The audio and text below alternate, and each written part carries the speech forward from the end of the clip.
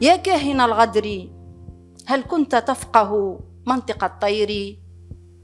أكنت تسمع بكاء النخيل الساجم عويله حين يصادر رطبه المتساقط جنيا، وصوت البحر وهو يزمجر تسكن قاعه الجثث، زرقته تلاشت هزمها الموت.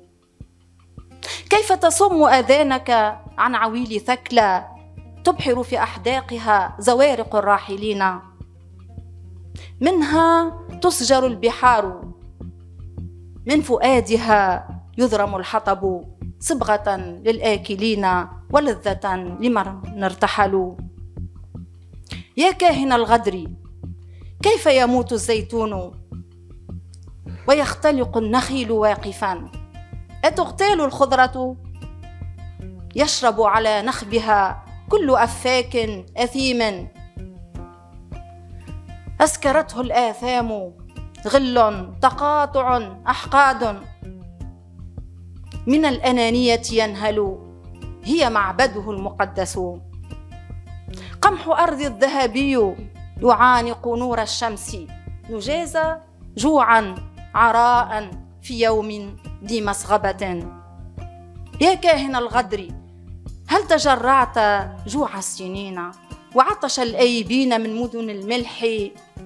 يمشون بلا هوادة، يغنون أغنية حزينة تسكب على كل جرح.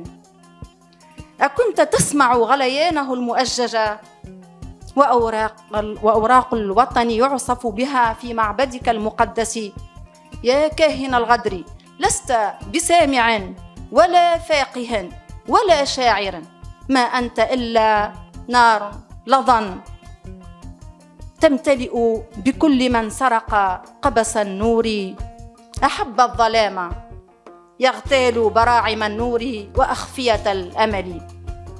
يا كاهن الغدر، خيوط الشمس تعشي بصرك، فهل بصرك اليوم حديد؟